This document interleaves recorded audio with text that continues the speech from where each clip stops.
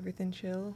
How are my volume levels since everything has to be different for this type of stream? You're doing good? Good. I'm glad, Bakop. I hope that your birthday was really good yesterday.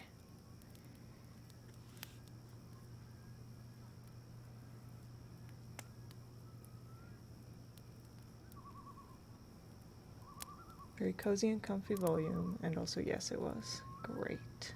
Those are all good things.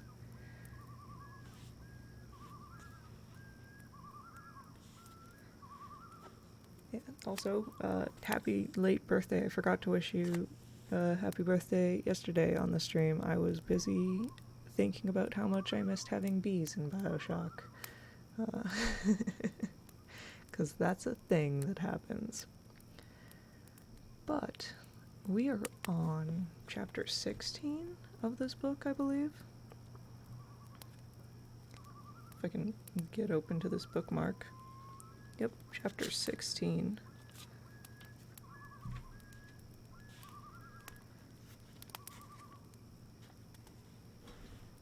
Okay, I've got a new mic set up and everything, so I'm hoping that all of it continues to work well. Let's get started. Alright, chapter 16. A bad thing happened at sunset. Jim vanished. Through noon and afternoon they had screamed up half the rides, knocked over dirty milk bottles, smashed Koopai dolls, winning plates, smelling, listening, looking their way through the autumn crowd trampling the leafy sawdust. And then, quite suddenly, Jim was gone. And Will, not asking anyone but himself, absolutely silent, certain sure, walked steadily through the late crowd as the sky was turning plum-colored, until he came to the maze and paid his dime and stepped up inside and called softly just one time. Jim?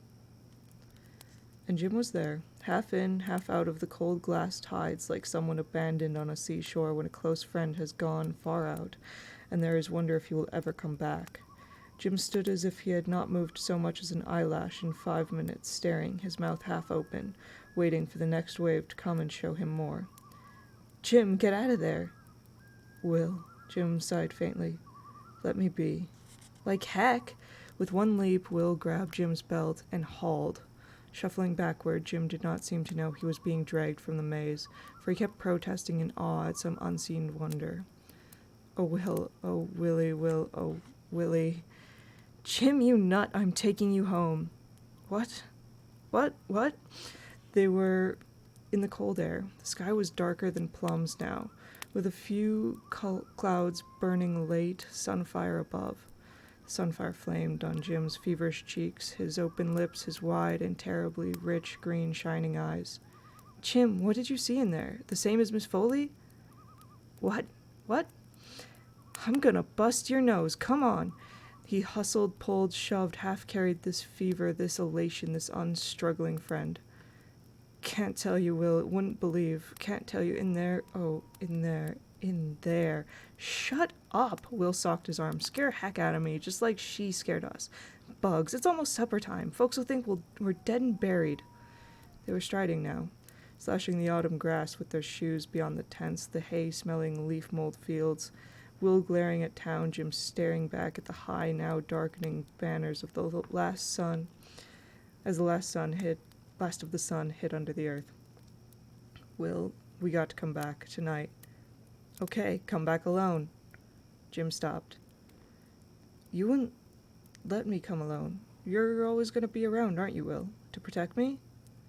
Look who needs protection, Will laughed, and then did not laugh again, for Jim was looking at him, the last wild light dying in his mouth and caught in the thin hollows of his nostrils and in his suddenly deep-set eyes. You'll always be with me, huh, Will? Jim simply breathed warm upon him, and his blood stirred with the old familiar answers.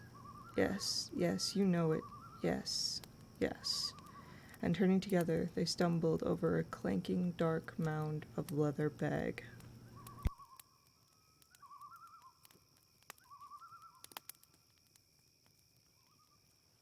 Chapter 17. They stood for a long moment over the huge leather bag.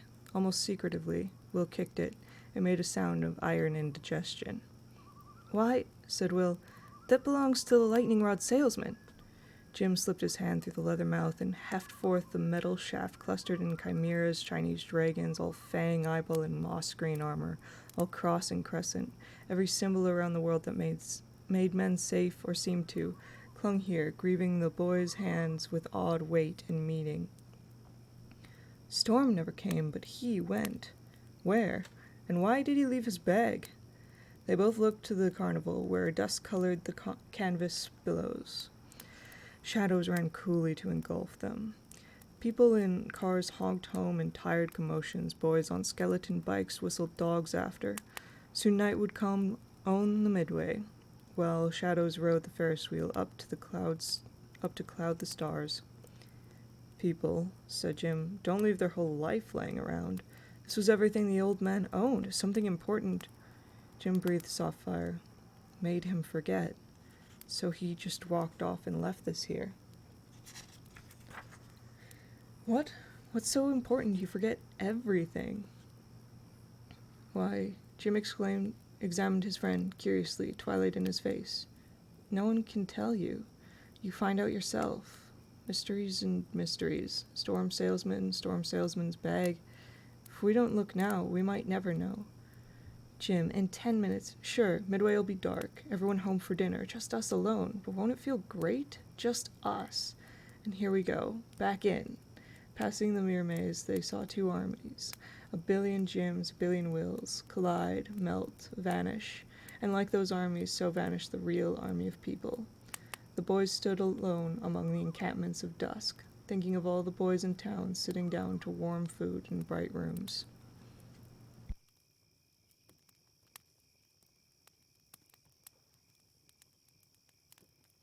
Chapter 18. The red-lettered sign said, "Out of order, keep off." "Sign's been up all day." "I don't believe signs," said Jim. They peered in at the merry-go-round, which lay under a dry rattle and roar of wind-tumbled oak trees. Its horses, goats, antelopes, zebras, speared through their spines with brass javelins, hung contorted as in a death rictus, asking mercy with their fright-colored eyes, seeking revenge with their panic-colored teeth. "Don't look broke to me." Jim ambled across the clanking chain, leaped to a turntable surface vast as the moon, among the frantic but forever spelled beasts. "Jim!" "Will, this is the only ride we haven't looked at, so—" Jim swayed. The lunatic Carousel world stirred atilt with his lean bulk. He strolled through brass forest amidst animal rouse. He swung astride a plum dusk stallion. "Ho, boy, get!" A man rose from the machinery darkness. "Jim!" Reaching out from the shadows among the calliope tubes and moonskin drums, the man hoisted Jim, yelling out on the air. "Help, Will, help!" Will leaped through the animals. The man smiled easily, welcomed him handily, swung him high beside Jim. They stared down at bright flame red hair, bright flame blue eyes, and rippling biceps. "Out of order," said the man. "Can't you read?" "Put them down," said a gentle voice. Hung high, Jim and Will glanced over at a second man standing tall beyond the chains. "Down," he said again. And they were carried through the brass forests of wild but uncomplaining brutes and set in the dust. We were, said Will. "Curious?" The second man was tall as a lamppost. His pale face, lunar pockmarks denting it, cast light on those who stood below.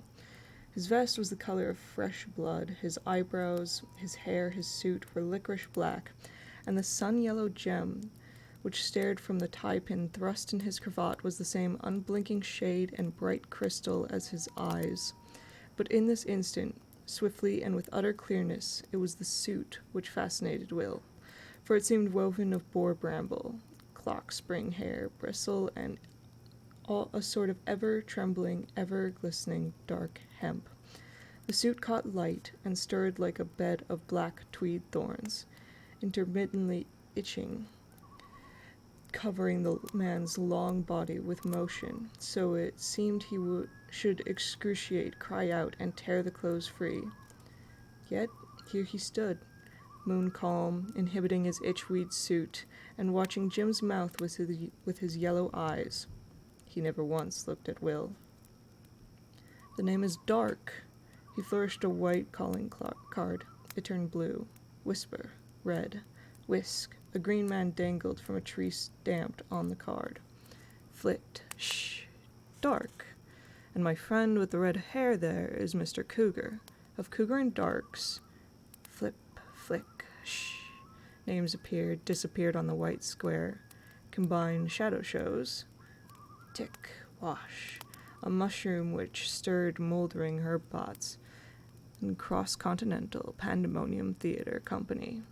He handed the card to Jim. It now read, "Our specialty, to examine, polish, and repair death watch beetles."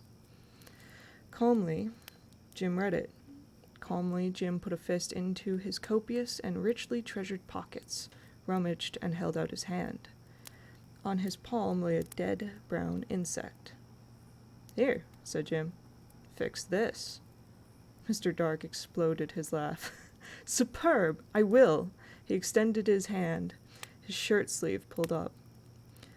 Bright purple, black, green, and lightning blue eels, worms, and Latin scrolls slid to view on his wrist. "Boy," cried Will, "you must be the tattooed man." "No," Jim studied the stranger. "The illustrated man. There's a difference." Mr. Dark nodded, pleased. "What's your name, boy?" "Don't tell him," thought Will, and stopped. Why not? He wondered. Why? Jim's lips hardly twitched. "Simon," he said. He smiled to show it was a lie. Mr. Dark smiled to show he knew it. "Want to see more? Simon?" Jim would not give him the satisfaction of a nod. Slowly, with great mouth-working pleasure, Mr. Dark pushed his sleeve high to his elbow. Jim stared. The arm was like a cobra, weaving, bobbing, swaying to strike. Mr. Dark clenched his fist, wriggled his fingers. The muscles danced.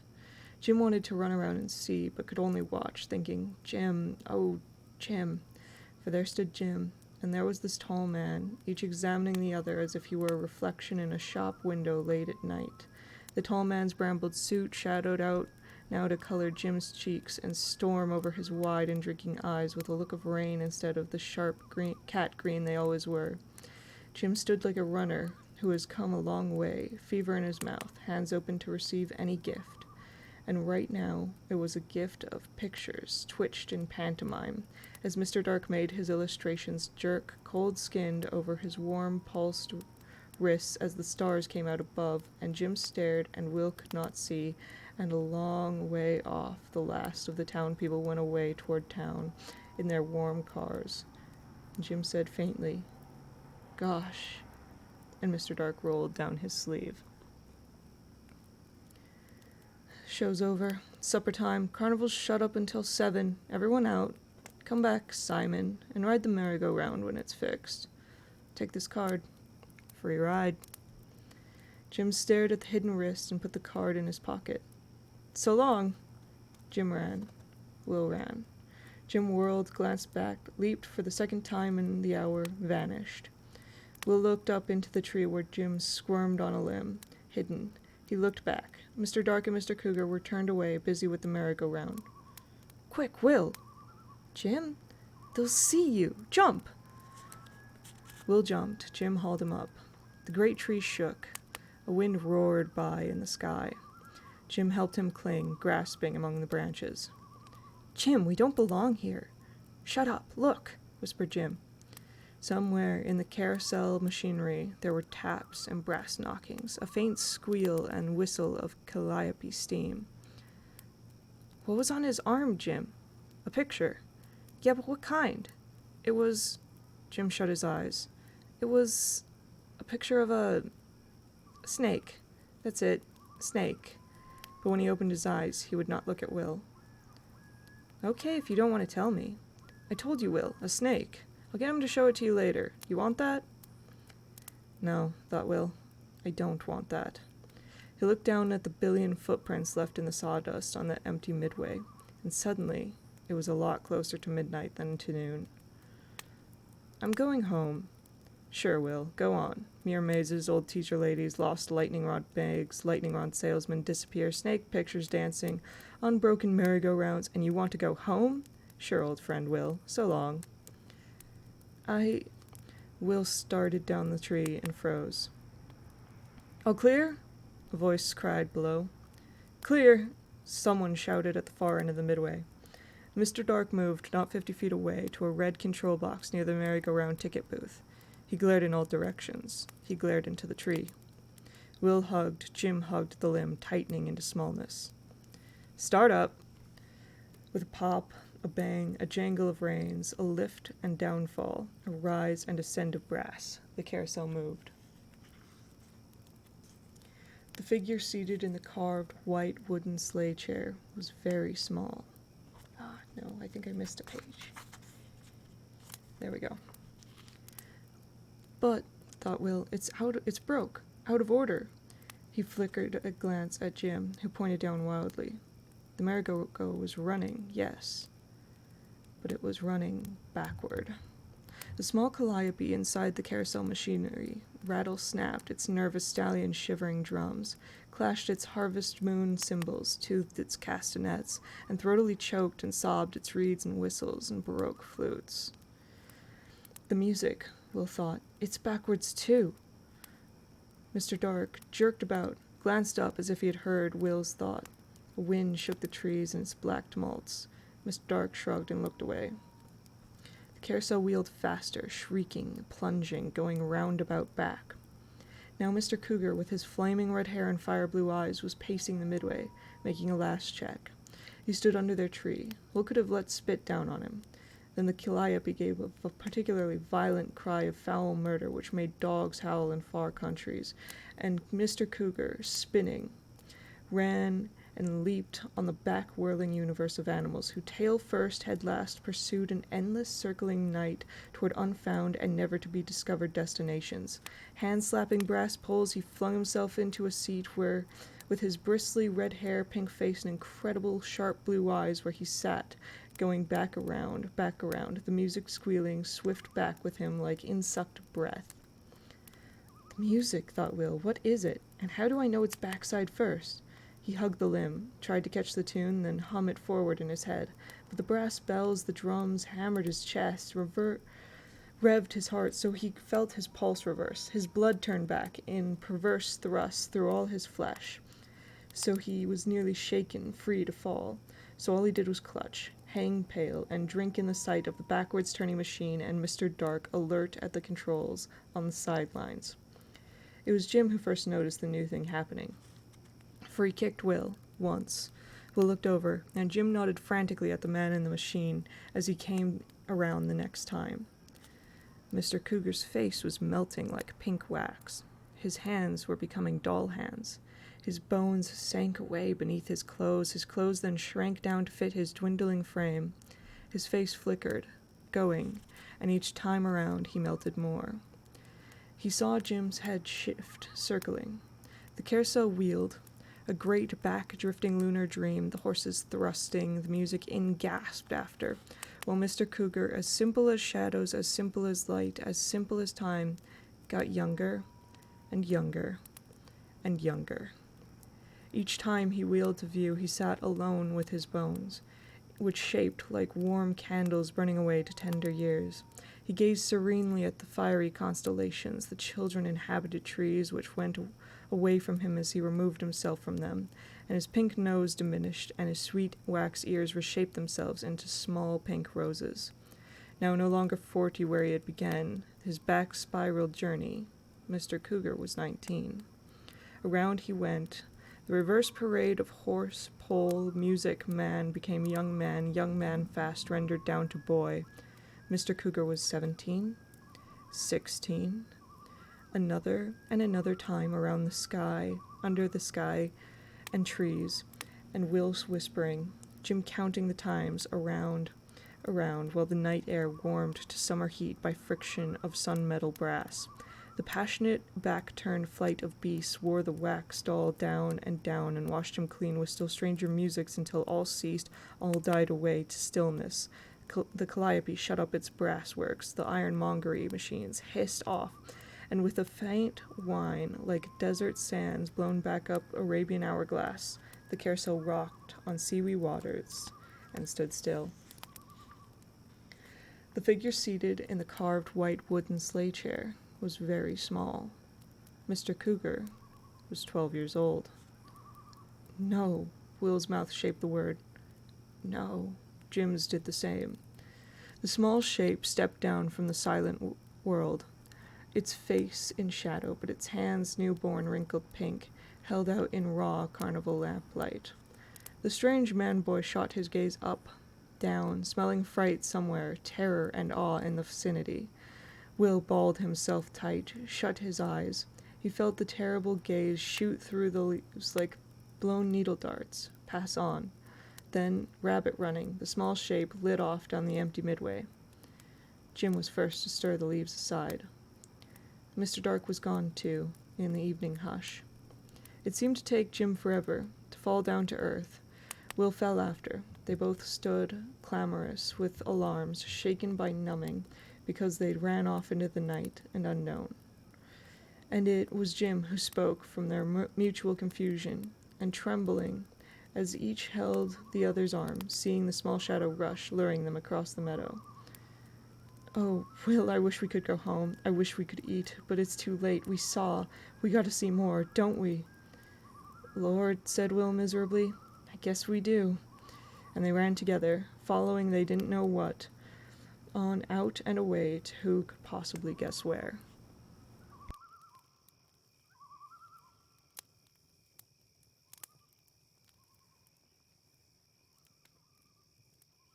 Hey MJ, hi Dee. Thank you so much for joining me. I'm glad I sound good on the sound system. Chapter 19.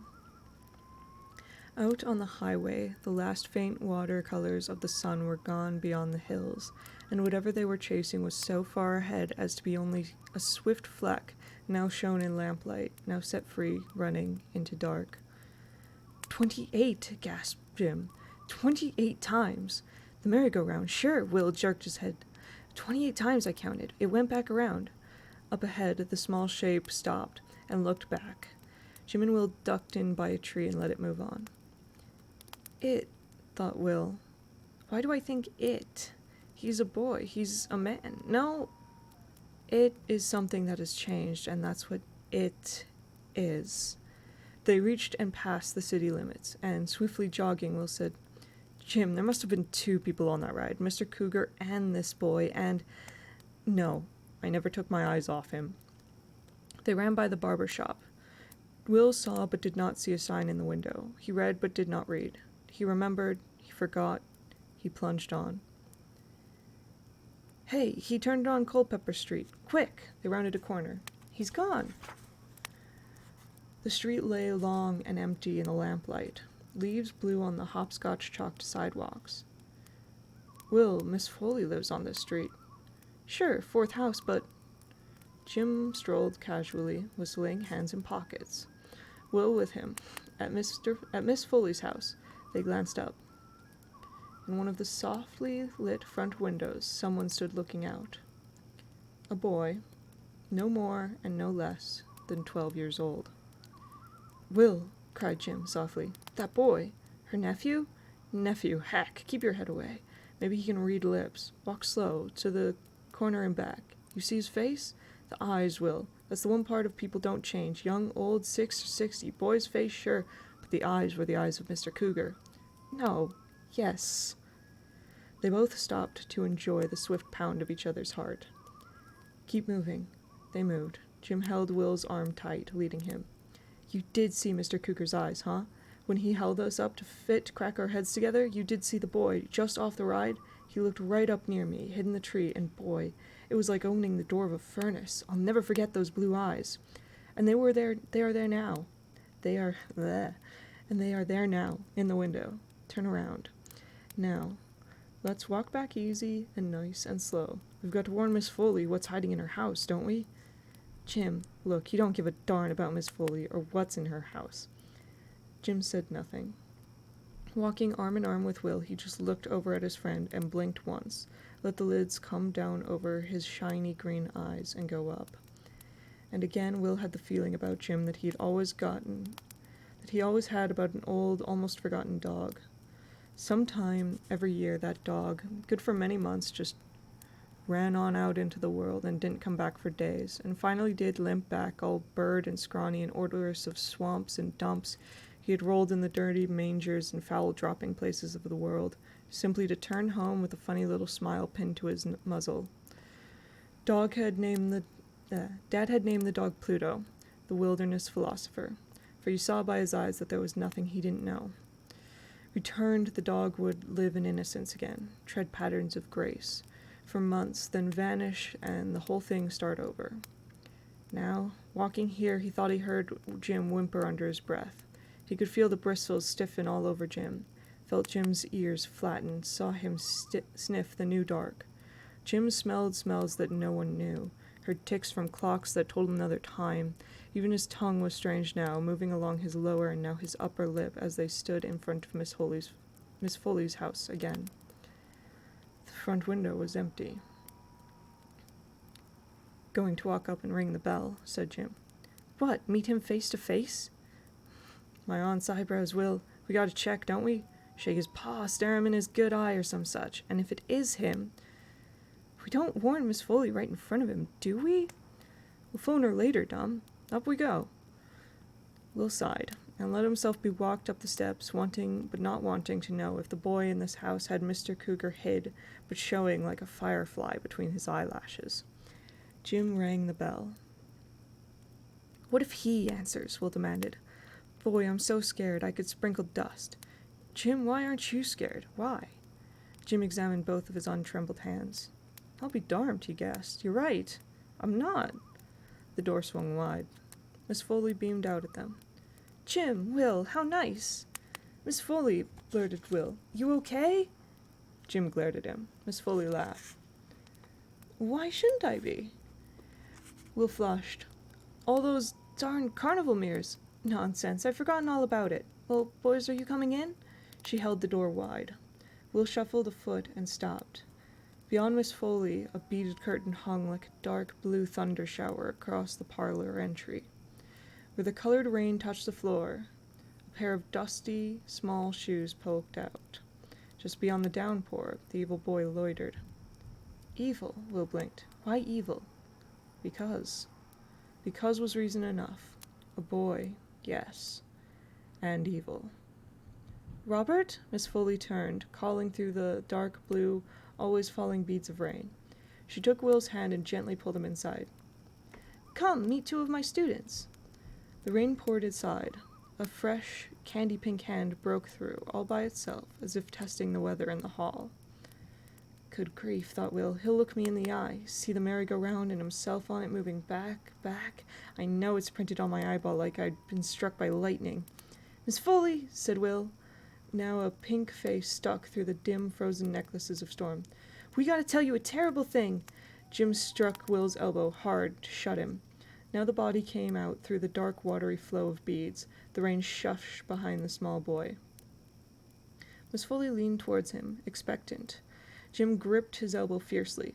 He stammered, flushed, then spat out, Mr. Cressetti! Quite suddenly, clearly, he saw the sign in the barber's window. The sign seen but not seen as they ran by. Closed on account of illness. Mr. Cressetti, he repeated, and added swiftly, he's dead. What? The barber? The barber, echoed Jim. See this haircut? Will turned, trembling, his hand to his head. He did it, and we just walked by there, and the sign was up, and people told us... What a shame, Miss Foley said, reaching out to fetch the strange boy forward. I'm so sorry. Boys, this is Robert, my nephew from Wisconsin. Jim stuck out his hand. Robert the nephew examined it curiously. What are you looking at? He asked. You look familiar, said Jim. Jim, Will yelled to himself. Like an uncle of mine, said Jim, all sweet and calm. The nephew flicked his eyes to Will, who looked only at the floor, afraid the boy would see his eyeballs whirl with the remembered carousel. Crazily, he wanted to hum the backward music. Now, he thought, face him. He looked up, straight at the boy. And it was wild and crazy, and the floor sunk away beneath, for there was the pink, shiny Halloween mask of a small, pretty boy's face, but almost as if holes were cut where the eyes of Mr. Cougar shone out. Old, old eyes, as bright, as sharp as blue stars, and the light from those stars taking 1,000,000 years to get there. And through the little nostrils cut in the shiny wax mask, Mr. Cougar's breath went in steam, came out ice, and the Valentine candy tongue moved small beneath those trim, white, candy kernel teeth. Mr. Cougar, somewhere behind the eye slits, went blink-click with his insect Kodak pupils. The lenses exploded like suns, then burnt chilly and serene again. He swiveled his glance to Jim. Blink-click. He had Jim flexed, focused, shot, developed, dried, and filed away in dark. Blink-click. Yet this was only a boy, standing in a hall with 2 other boys, and a woman. And all the while Jim gazed steadily back, feathers unruffled, taking his own pictures of Robert. "Have you boys had supper?" asked Miss Foley. "We're just sitting down. We gotta go." Everyone looked at Will as if amazed. He didn't want to stick here forever. "Jim," he stammered, "your mom's home alone." "Oh, sure," Jim said reluctantly. "I know what." The nephew paused for their attention. When their faces turned, Mr. Cougar inside the nephew went silently blink-click, blink-click, listening through the toy ears, watching through the toy charm eyes, wetting the doll's mouth with Pekingese tongue. "Join us for dessert later, huh?" "Dessert?" "I'm taking Aunt Willa to the carnival." The boy stroked Miss Foley's arm until she laughed nervously. "Carnival?" cried Will and lowered his voice. "Miss Foley, you said—" "I said I was foolish and scared myself," said Miss Foley. "It's Saturday night, the best night for the tent shows and showing my nephew the sights." "Join us?" asked Robert, holding Miss Foley's hand. "Later?" "Great," said Jim. "Jim," said Will, "we've been out all day. Your mom's sick." "I forgot." Jim flashed him a look filled with purest snake poison.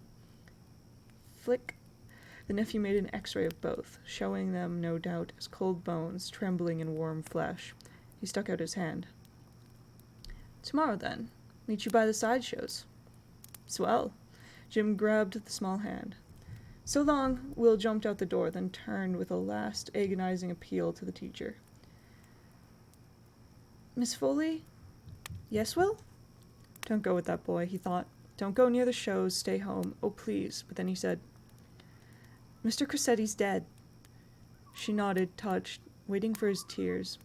And while she waited, he dragged Jim outside, and the door swung shut on Miss Foley and the small pink face with its lenses in going blink-click, snapshotting 2 incoherent boys and them fumbling down the steps in October dark, while the merry-go-round started again in Will's head, rushing while the leaves in the trees above cracked and fried in the wind.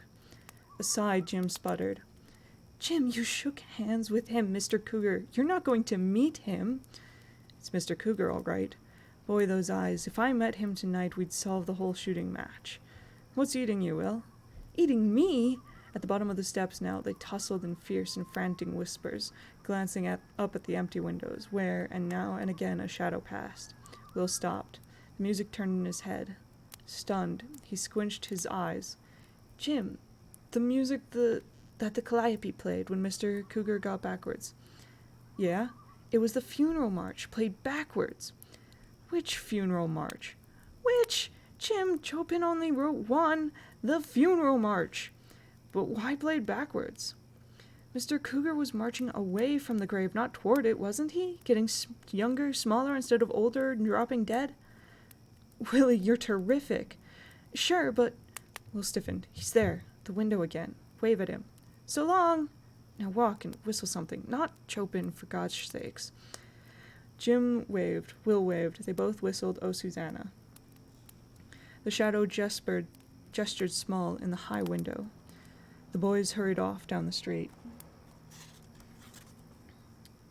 Chapter 20.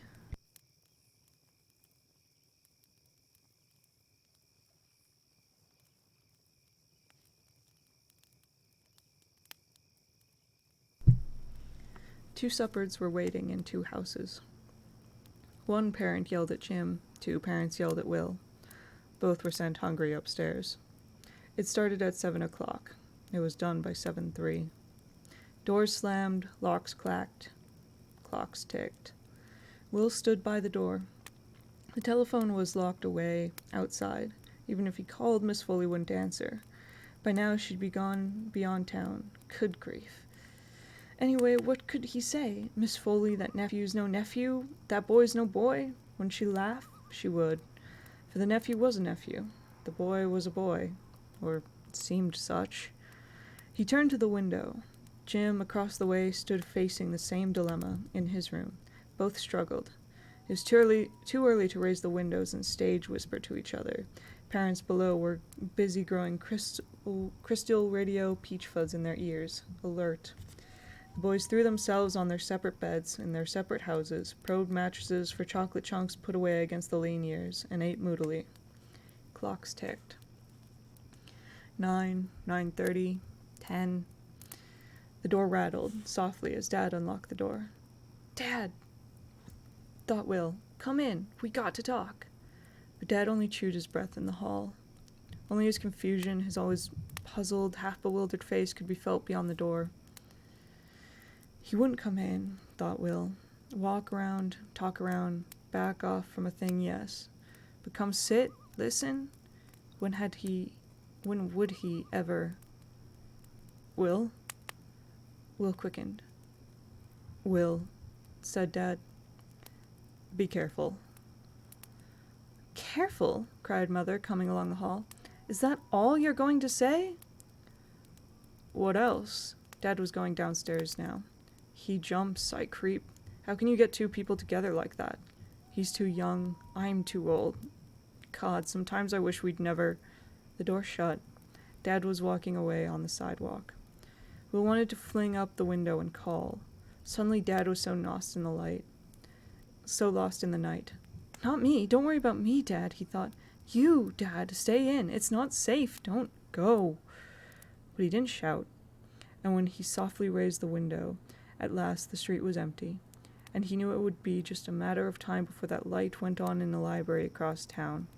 When rivers flooded, when fire fell from the sky, what a fine place the library was. The many rooms, the books. With luck, no one found you. How could they? You were off to Tanganyika 98, Cairo 1812, Florence 1492. Careful. What did Dad mean? Did he smell the panic? Had he heard the music? Had he prowled near the tents? No, not Dad ever. Will tossed a marble over at Jim's window. Tap. Silence. He imagined Jim seated alone in the dark, his breath like phosphorus on the air, ticking away to himself. Tap. Silence. This wasn't like Jim. Always before the window slid up, Jim's head popped out, ripe with yells, secret hissings, giggles, riots, and rebel charges. "Jim, I know you're there." Tap. Silence. Dad's out in the town. Miss Foley's with you-know-who. He thought, gosh, Jim, we've got to do something. Tonight. He threw a last small marble. Tap. It fell to the hushed grass below. Jim did not come to the window. Tonight, thought Will. He bit his knuckles. He lay back, cold, straight stiff, on his bed. Chapter 21.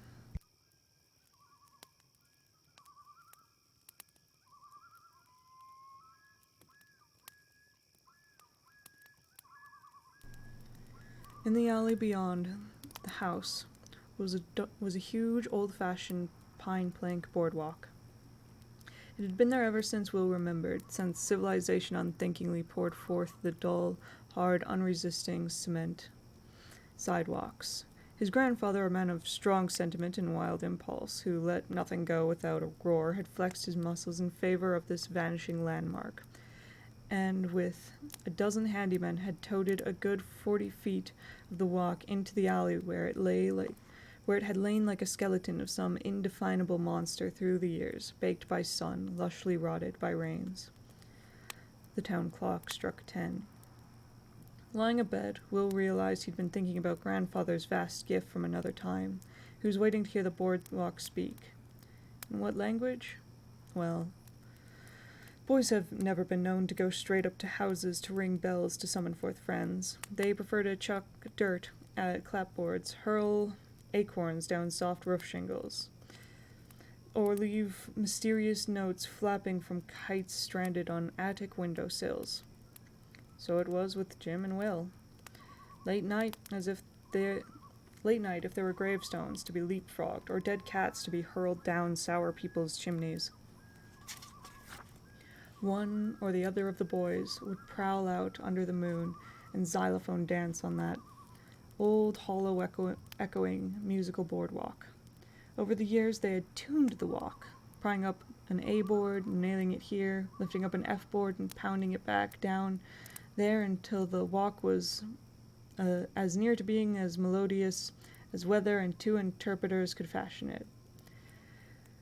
But by the tune treaded out, you could tell the night's venture. If Will heard Jim tromping hard on 7 or 8 notes of way down upon the Swanee River, he scrambled out knowing it was moon trail time in the creek leading to river caves.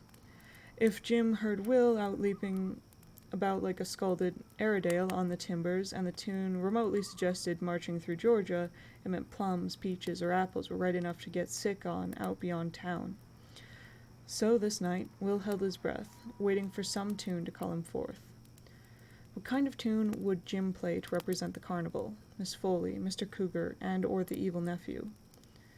10:15, 10:30. No music. Will did not like Jim sitting in his house thinking, what? Of the mere maze? What had he seen there? And seeing, what did he plan? Will stirred restively. Especially he did not like to think of Jim with no father between him and the tent shows and all that lay dark in the meadows, and a mother who wanted him around so very much he just had to get away, get out, breathe free night air, no free night waters running toward bigger, freer seas. Jim, he thought, let's have the music. And at 10:35, it came. He heard, or thought he heard, Jim out on the starlight, leaping way up and coming flat down like a spring tomcat on the vast xylophone. And the tune was, or wasn't it, like the funeral dirge played backward by the old Carousel calliope? Will started to raise his window to be sure, but suddenly Jim's window slid quietly up. He hadn't been down on the boards. It was just Will's wild wish that made the tune. Will started to whisper, but stopped. For Jim, without a word, scuttled down the drain pipe. Jim, Will thought. Jim, on the lawn, stiffened as if hearing his name. You're not going without me, Jim. Jim glanced swiftly up. If he saw Will, he made no sign. Jim, thought Will, we're still pals, smell things no one else smells, hear things no one else hears, got the same blood, run the same way. Now, this first time ever, you're sneaking out? Ditching me? But the driveway was empty. A salamander flicking the hedge, there went Jim. Will was out the window, down the trellis, and over the hedge before he thought, I'm alone. If I lose Jim, that's the first ever I'll be out alone at night, too. And where am I going? Wherever Jim goes. Lord, let me keep up. Jim skimmed like a dark owl after a mouse. Will loped like a weaponless hunter after the owl. They sailed their shadows over October lawns. And when they stopped, there was Miss Foley's house. Chapter 22.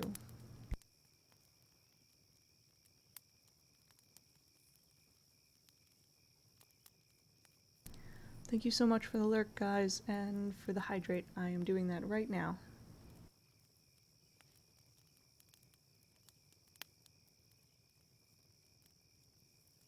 Also, welcome in, Alderbones. I hope you enjoy. Jim glanced back. Will became a bush behind a bush, a shadow among shadows, with 2 starlight rounds of glass, his eyes holding the image of Jim, calling up in a whisper toward the second-floor windows. Hey there. Hey. Good grief, thought Will. He wants to be slit and stuffed with broken Miramaze glass. "Hey," called Jim softly. "You!" A shadow uprose on a dim-lit shade above. A small shadow, the nephew, had brought Miss Foley home. They were in their separate rooms, or... "Oh Lord," thought Will, "I hope she's safe home. Maybe like the lightning rod salesman she..." "Hey!" Jim gazed up with that funny warm look of breathless anticipation he often had nights in summer when the shadow show window theater in that house a few streets over. Looking up with love, with devotion, like a cat, Jim waited for some special dark mouse to run forth. Crouched, now slowly, he seemed to grow taller, as if his bones were pulled by the thing in the window above, which now, suddenly, vanished. Will ground his teeth. He felt the shadow shift down through the house, like a cold breath. He could wait no longer. He leaped forward. "Jim!" He seized Jim's arm. "Will, what are you doing here?" "Jim, don't talk to him. Get out of here. My gosh, he'll chew and spit out your bones." Jim writhed himself free. "Will, go home. You'll spoil everything." "He scares me, Jim. What do you want from him? This afternoon in the maze, did you see something?" "Yes." "For God's sakes, what?" Will grabbed Jim's shirt front, felt his heart bang under the chest bones. "Jim, let go." Jim was terribly quiet. "If he knows you're here, he won't come out. Willie, if you don't go, I'll remember when." When what?" "When I'm older, darn it, older!" Jim spat. As if he was struck by lightning, Will jumped back. He looked at his empty hands and put one to wipe the spittle off his cheek. "Oh, Jim," he mourned. And he heard the merry-go-round motioning, gliding on black night waters around and around, and Jim on a black stallion riding off and about, circling in tree shadow. He wanted to cry out, "Look, the merry-go-round!" He wanted to go forward, don't you, Jim? Forward instead of back. "And you on it around once and you're 15, circling, you're 16, 3 more times and 19, music, and you're 20, and off, standing tall, not Jim anymore, still 13, almost 14 in the empty midway, with me small, me young, me scared." Will hauled off and hit Jim hard on the nose. Then he jumped Jim, wrapped him tight, and toppled him rolling down, yelling, in the bushes. He slapped Jim's mouth, stuffed it, mashed it full of fingers to snap and bite at, suffocating the angry grunts and yells. The front door opened. Will crushed the air out of Jim, lay heavy on him, fisting his mouth tight. Something stood on the porch. A tiny shadow scanned the town, searching for, but not finding, Jim. But it was just the boy Robert, the friendly nephew, come almost casually forth, hands in pockets, whistling under his breath, to breathe the night air as boys do, curious for adventures that they themselves must make, but rarely happen by. Threshed tight, mortally locked, and bound to Jim, staring up, Will was all the more shaken to see the normal boy, the airy glance, the unassuming poise, the small, the easy self in which no man was at all revealed by streetlight. At any moment, Robert, in full cry, might leap up to play with them, tangle legs, lock arms, bark snap like pups in May, the whole thing with them strewn in laughing tears on the lawn. The terror spent, the fear melted off in dew, a dream of nothings quickly gone, as such dreams go when the eye snaps wide. For there indeed stood the nephew, his face round, fresh, and cream-smooth as a peach. And he was smiling down at the 2 boys he now saw locked limb and in limb on the grass. Then, swiftly, he darted in. He must have run upstairs, scrambled about, and hurtled down again, for suddenly as the 2 boys out-thrashed, out-gripped, outraged each other, there was a rain of tinkling, rattling glitter on the lawn. The nephew leaped the porch rail and landed, panther-soft, embedded in his shadows, on the grass. His hands were delicious with stars. These he liberally sprinkled. They thudded, slithered, winked at Jim's side. Both boys lay stricken by the rain of golden diamond fire that pelted them. "Help! Police!" cried Robert. Will was so shocked he let go of Jim. Jim was so shocked he let go of Will. Both reached at the same time for the cold-strewn ice. "Good grief, a bracelet! A ring! A necklace!" Robert kicked. 2 trash cans at the curb fell thudding. A bedroom light above flicked on. "Police!" Robert threw one last spray of glitter at their feet, shut up his fresh peach smile while locking an explosion away in a box, and shot away down the street. Wait, Jim jumped. We won't hurt you. Will tripped him. Jim fell. The window upstairs opened. Miss Foley leaned out. Jim, on his knees, held a woman's wristwatch.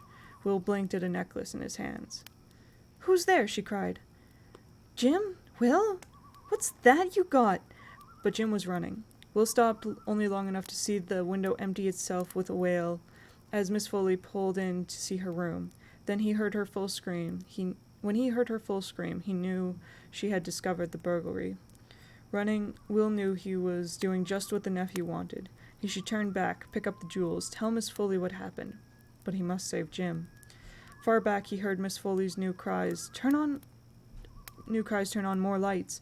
Will Holloway, Jim Nightshade, night runners, thieves. That's us, thought Will. Oh my lord, that's us. No one will believe anything we say from now on. Not about carnivals, not about carousels, not about mirrors or evil nephews. Not about nothing. And so they ran. 3 animals in starlight. A black otter, a tomcat, a rabbit. Me, thought Will. I'm the rabbit. And he was white and much afraid. Chapter 23.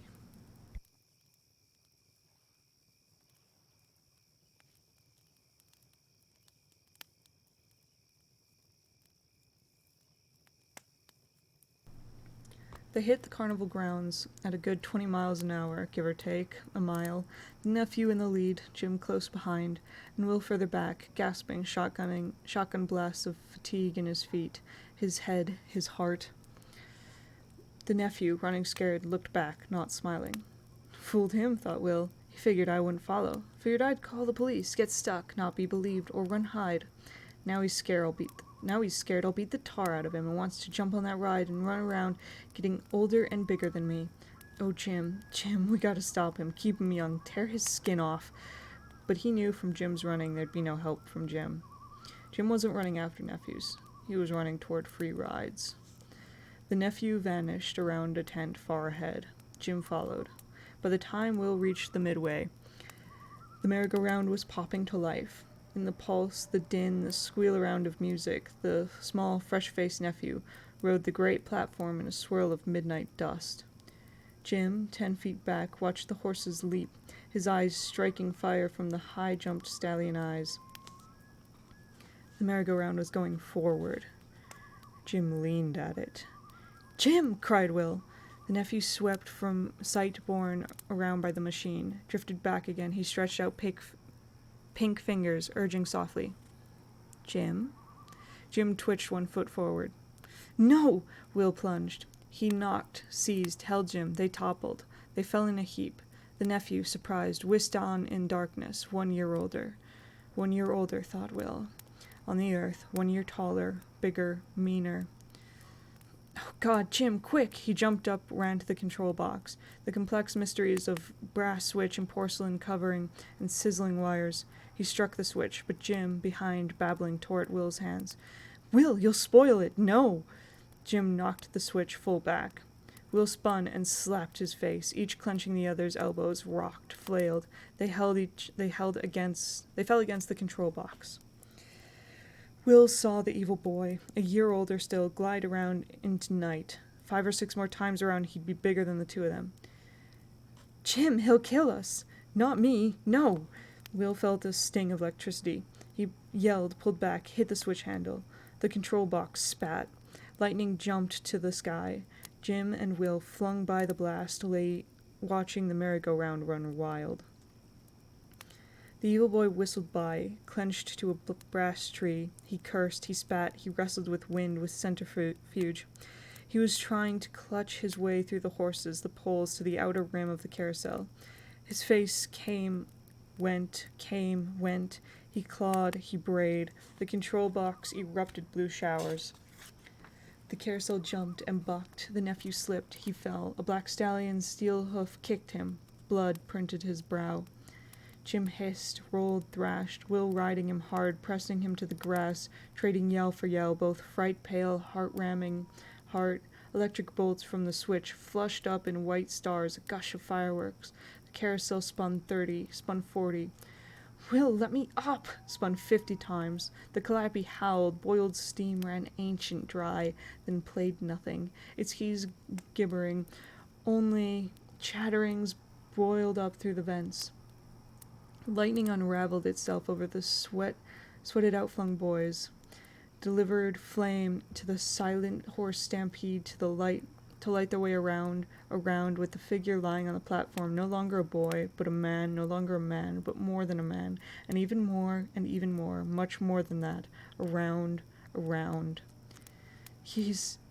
Oh, look, Will, gasped Jim, and began to sob, because it was the only thing to do, locked down, nailed tight.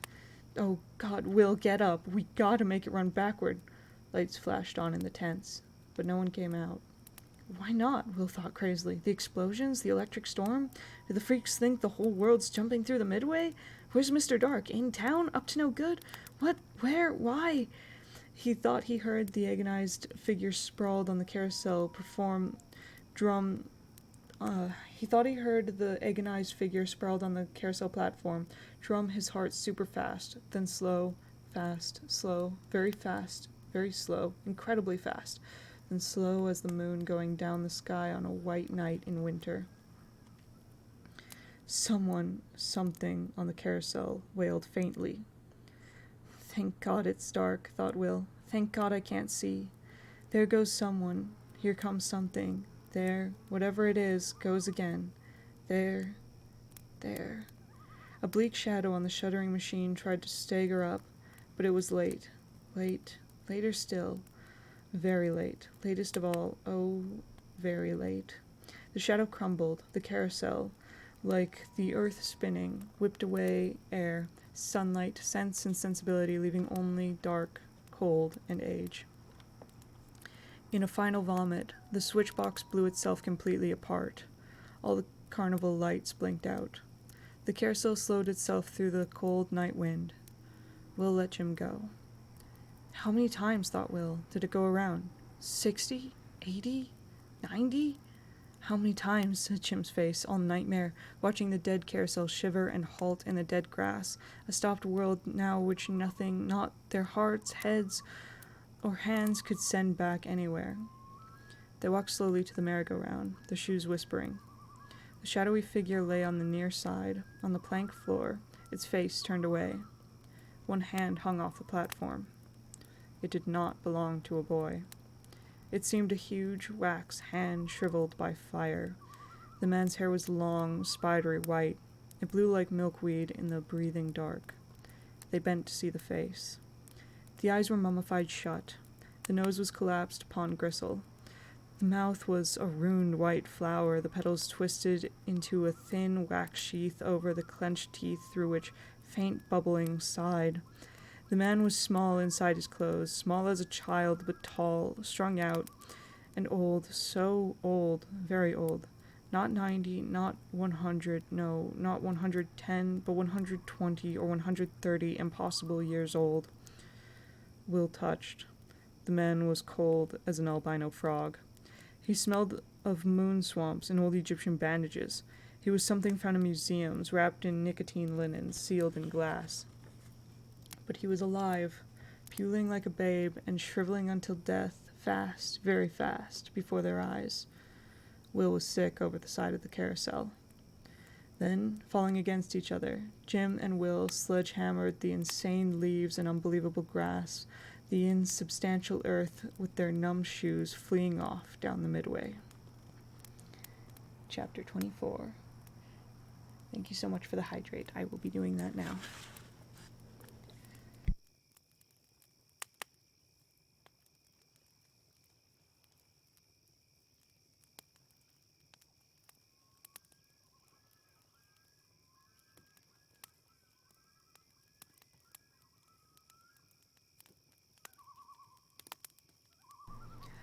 Moths ticked off the high tin-shaded arc light, which swung abandoned above the crossroads.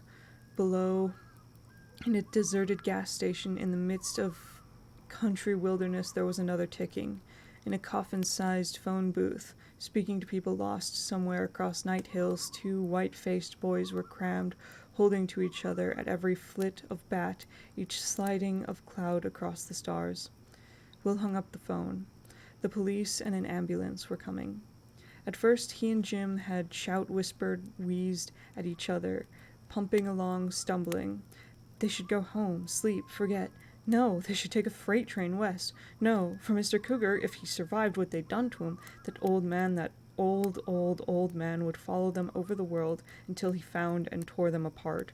Arguing, shivering, they ended up in a phone booth, and now saw the police car bouncing along the road, its siren moaning, with the ambulance behind. All the men looked out at the two boys whose teeth chattered in the moth-flicked light. 3 minutes later, they all advanced in the dark midway, Jim leading the way, talking, gibbering. He's alive. He's got to be alive. We didn't mean to do it. We're sorry. He stared at the black tents. You hear? We're sorry. Take it easy, boy, said one of the policemen. Go on.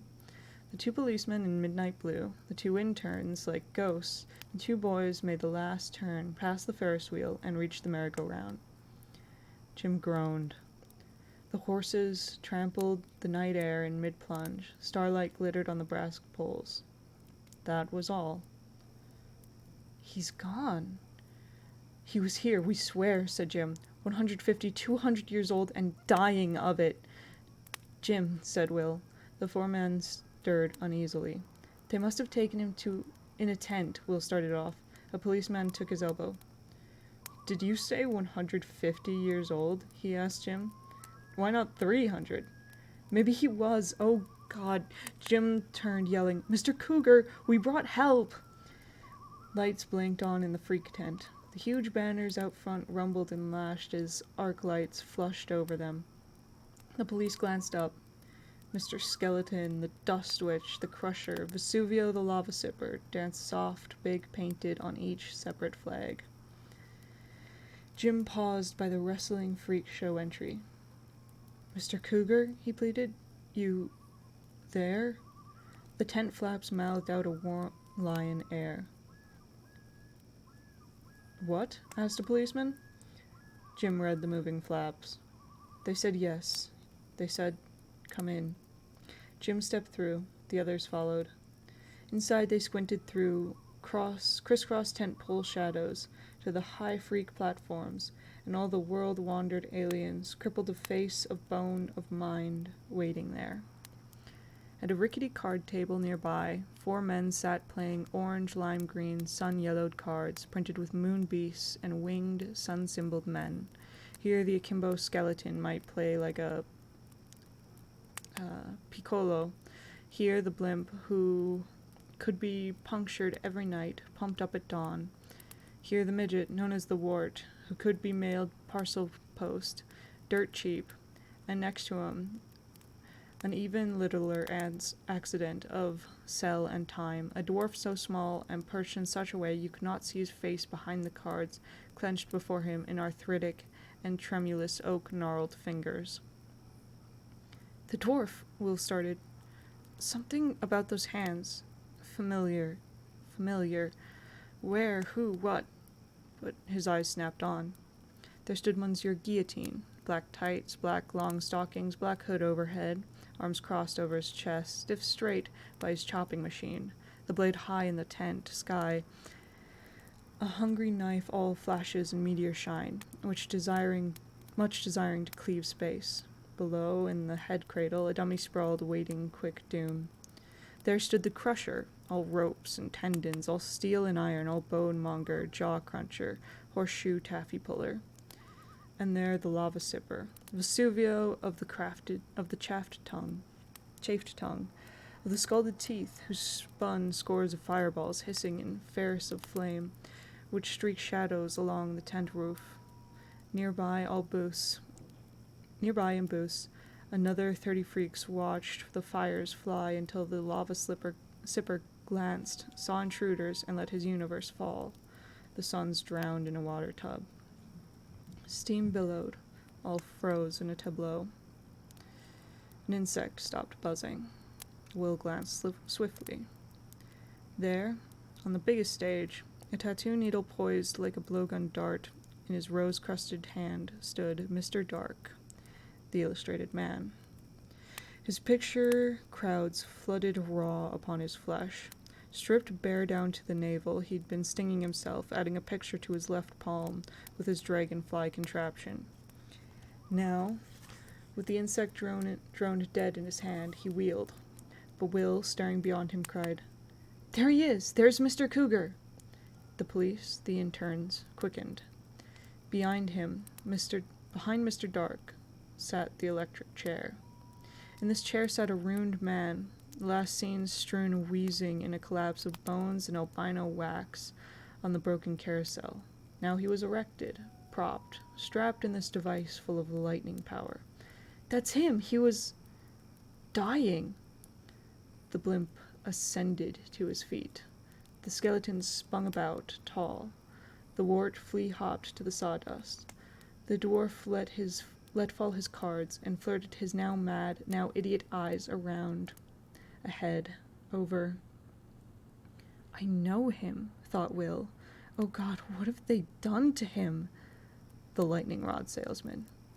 That's who it was. Squeezed tight, smashed small, convulsed by some terrible nature into a clenched fist of humanity. The seller of lightning rods. But now 2 things happened, with beautiful promptitude. Monsieur Guillotine cleared his throat, and the blade, above, in the canvas sky like a homing hawk, scythed down, whisper, whisk, slither, thunder, rush, wham! The dummy head cut, fell. And falling, looked like Will's own head, own face destroyed. He did not want, to run, lift the head, turn it to see if it held his own profile. But how could you ever dare to do that? Never in a billion years could one empty that wicker basket. A second thing happened. A mechanic, working at the back of an upright, glass-fronted coffin booth, released a tripwire. This made a last cog click within the machinery under the sign. Mademoiselle Tarot, the dust witch. The wax woman's figure within the glass box nodded her head and fixed the boys with her pointing nose as the boys passed, leading the men. Her cold wax hand brushed the dust of destiny on a ledge within the coffin. Her eyes did not see. They were sewn shut with laced black widow web, dark threads. A waxworks, fright, good and proper she was. And the policeman beamed, viewing her, and strolled on, and beamed at Monsieur Guillotine for his act too, and moving, the police were relaxing now, and seemed not to mind being called late on a jolly venture into a rehearsing world of acrobats and seedy magicians. "Gentlemen!" Mr. Dark and his mob of illustrations surged forward on the pine platform, a jungle beneath each arm, an Egyptian viper scrolled on each bicep.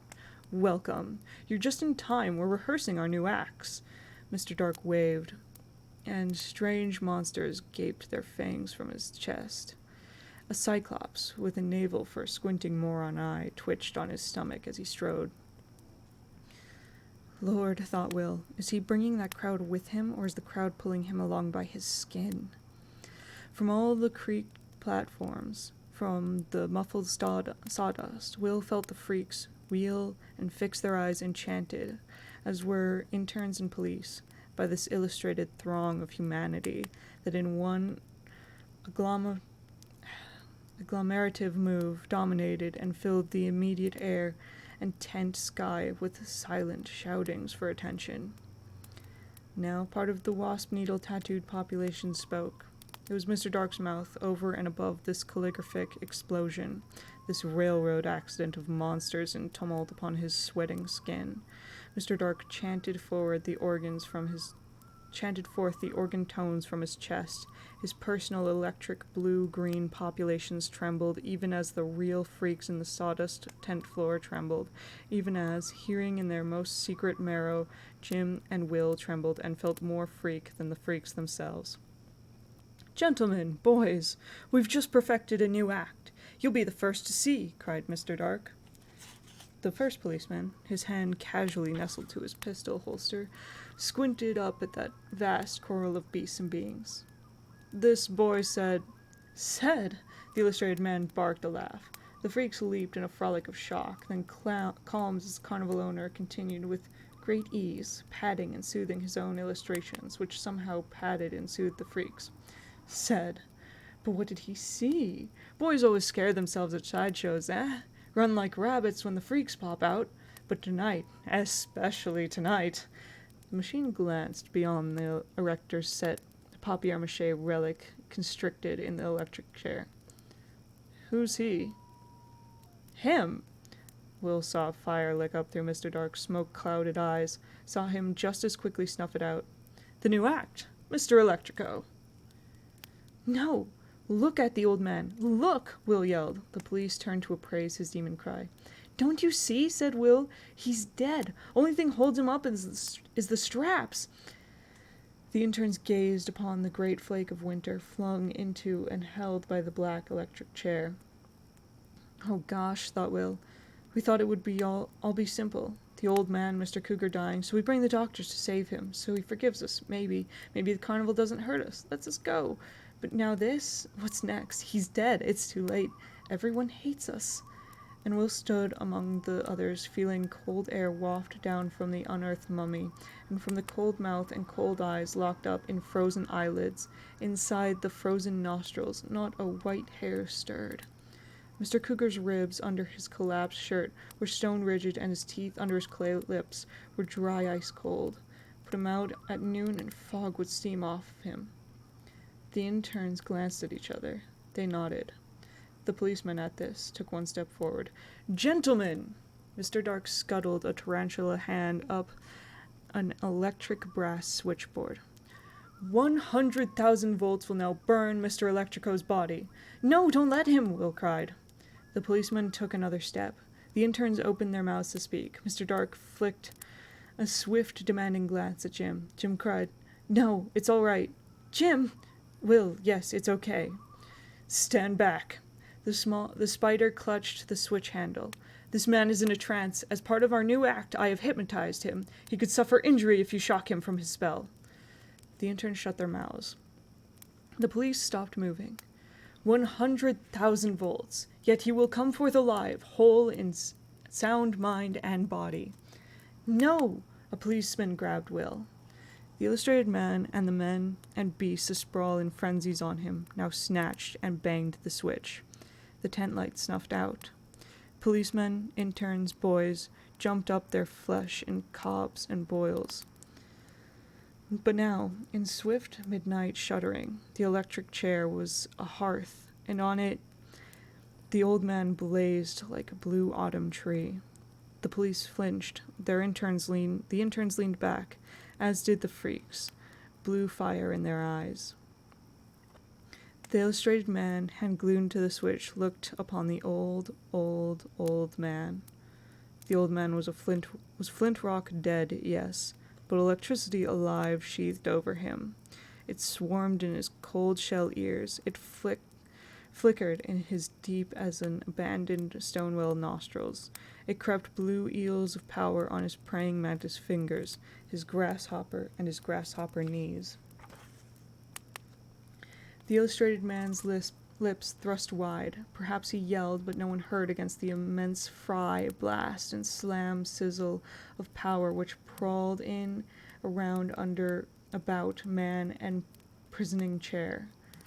Come alive, cried the hum. Come alive, cried the storming color and light. Come alive, yelled Mr. Dark's mouth, which no one heard but Jim, reading lips, read thunderous loud in his mind, and Will the same. Come alive, willing the old man to live, start up, tick, hum, work, juice, summon, spit, ungum spirit, melt wax soul.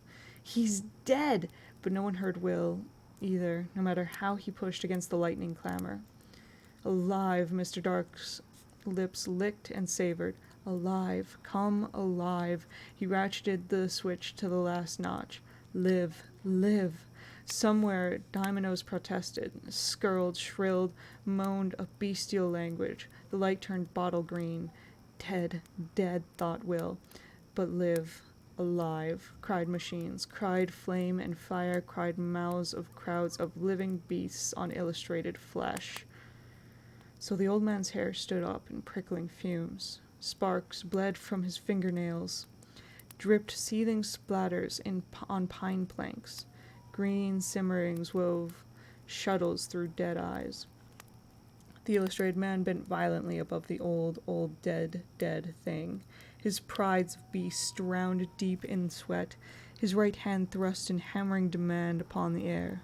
Live, live. And the old man came alive.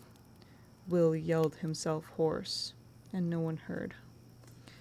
For now, very slowly, as if roused by thunder, as if the electric fire were new dawn, one dead eyelid peeled itself slowly open. The freaks gaped. A long way off in the storm, Jim was yelling, too, for Will had his elbow tight and felt the yell pouring out through the bones as the old man's lips fell apart and frightful sizzles zigzagged between teeth and lips and threaded teeth. The illustrated man cut the power to a whine. Then turning, he fell to his knees and put out his hand.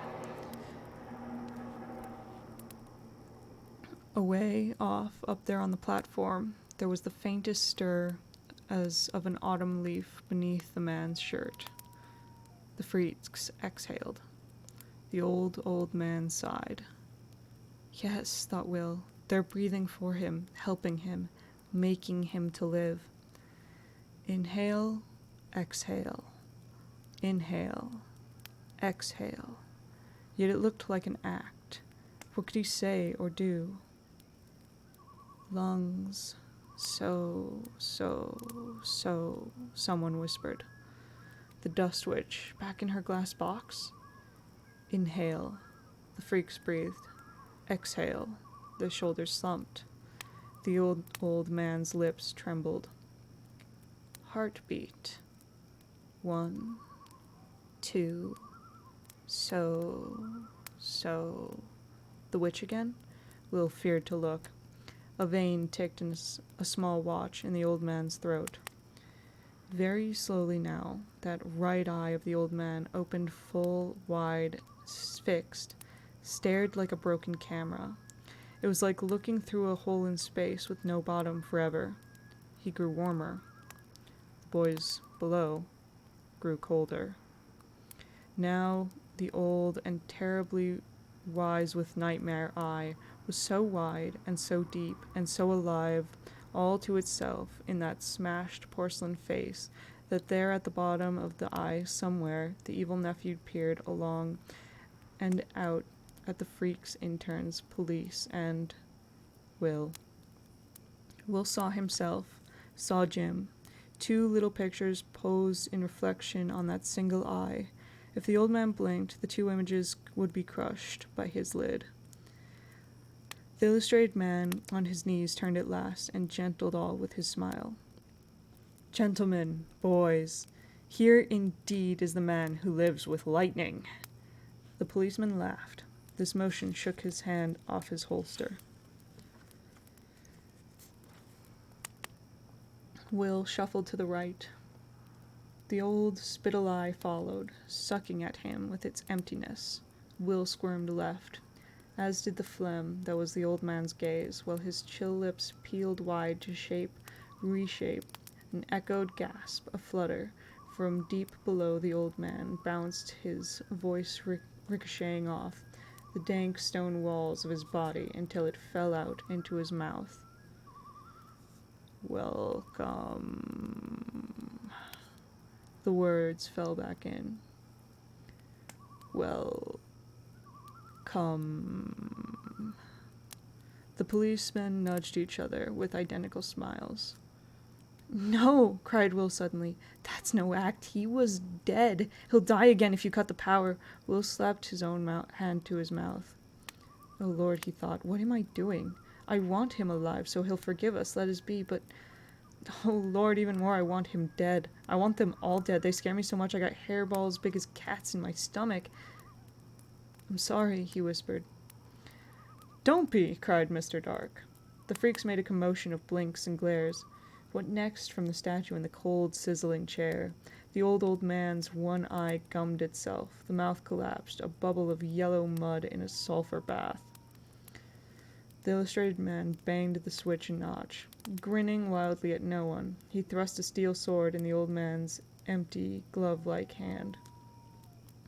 A drench of electricity prickled from the serene music box tines of the ancient, stubbled cheeks.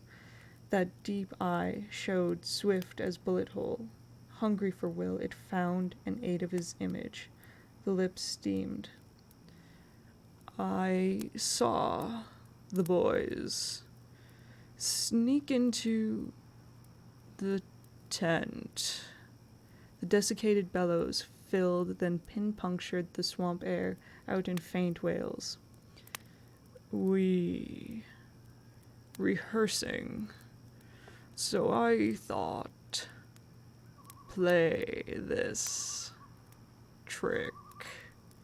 Pretend to be dead. Again, the pause to drink oxygen like ale, electricity like wine. Let myself fall like I was dying. The boys screaming ran.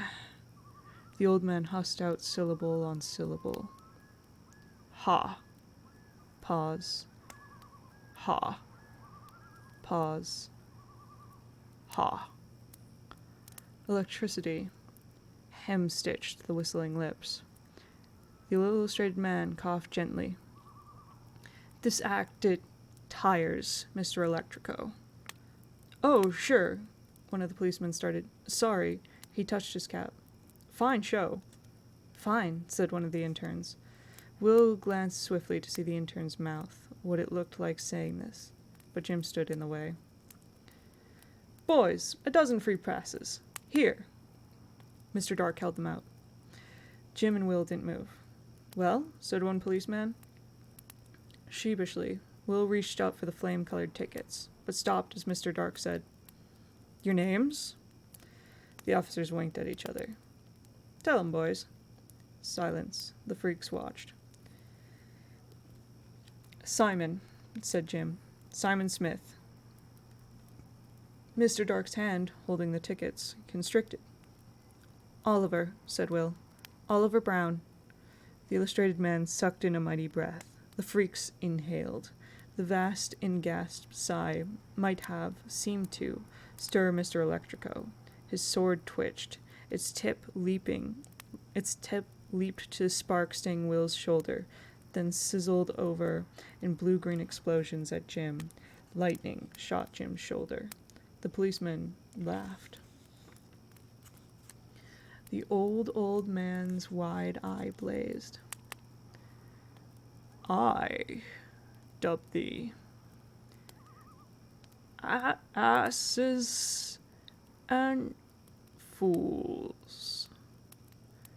I dub thee Mr. Sickly and Mr. Pale. Mr. Electrico finished. The sword tapped them. A short, sad life for you both. Then his mouth slit shut, his raw eye glued over. Containing his cellular breath, he let the simple sparks swarm his blood like dark champagne.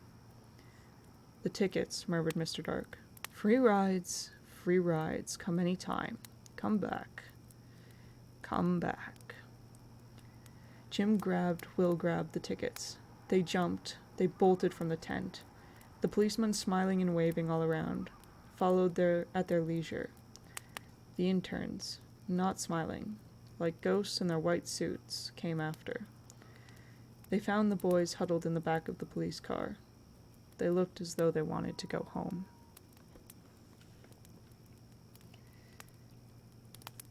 Part 2. Pursuits. Chapter 25.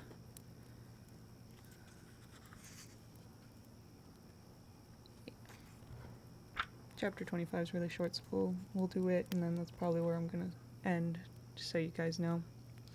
Because I don't want to lose my voice. Okay.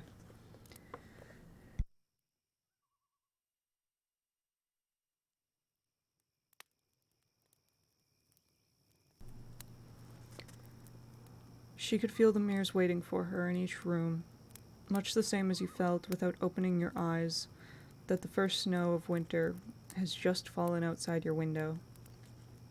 Miss Foley had first noticed some years ago that her house was crowded with bright shadows of herself. Best then to ignore the cold sheets of December ice in the hall above the bureaus in the bath. Best to skate the thin ice lightly. Pause, the weight of your attention might crack the shell. Plunged through the crust, you might drown in depths so cold, so remote, that all the past lay carved in tombstone marbles there. Ice water would syringe your veins. Transfixed in the mirror sill, you would stand forever, unable to lift your gaze from the proofs of time. Yet, tonight, with the echo of the running feet of the three boys dying away, she kept feeling snow fall in the mirrors of her house.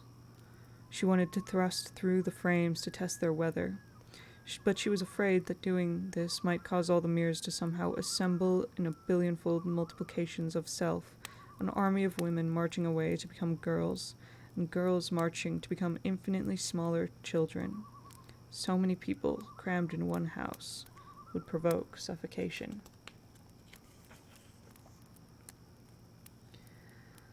So what must she do about mirrors? Will Holloway, Jim Nightshade, and the nephew. Strange. Why not say my nephew? Because, she thought, from the first when he came in the door he didn't belong. His proof was not proof. She kept waiting for... what? Tonight. The carnival. Music, the nephew said, that must be heard. Rides that must be ridden. Stay away from the maze where winter slept. Swim around with the carousel where summer, sweet as clover, honeygrass, and wild mint kept its lovely time. She looked out at the night lawn from which she had not yet retrieved the scattered jewels. Somehow she guessed this was a way the nephew had of getting rid of the two boys who might stop her from using this ticket she took from the mantel. Carousel. Admit 1. She had waited for the nephew to come back. With time passing, she must act on her own, for something must be done not to hurt, no, but to slow down interference from such as Jim's will. No one must stand between her and nephew, her and Carousel, her and lovely gliding ride around summer. The nephew had said as much by saying nothing, just holding her hands and breathing baked apple pie scent from his small pink mouth upon her face. She lifted the telephone. Across town she saw the light in the stone library building, as all the town had seen it over the years. She dialed. A quiet voice answered. She said, "Library? Mr. Holloway, this is Miss Foley, Will's teacher. In 10 minutes, please meet me at the police station." "Mr. Holloway?" A pause. "You still there?" And that's the end of chapter 25. Told you it was short. That's about as much as I'm going to be able to do today. So thank you guys so much for joining me. And thank you for the care package, MJ. I will do that.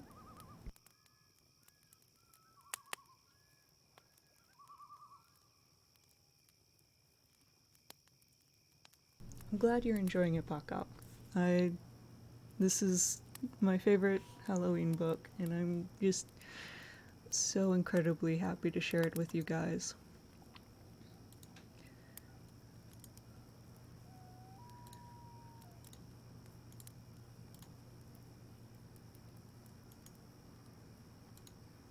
Let's see. Who should we raid?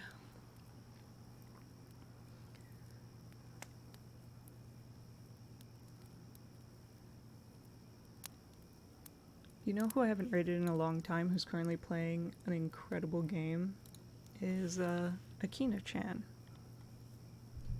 Move my mic away from my keyboard, else this is going to get really loud.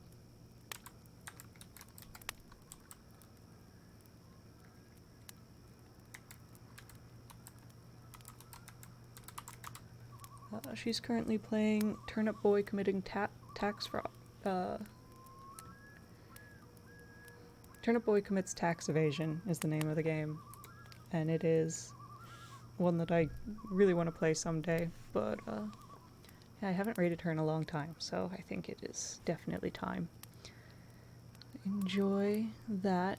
She's really cool. I hope you guys have a good time, and we will continue this book next week and see what more terrible things await Will Holloway and Jim Nightshade. You guys have a good one. Take care. Have a good night.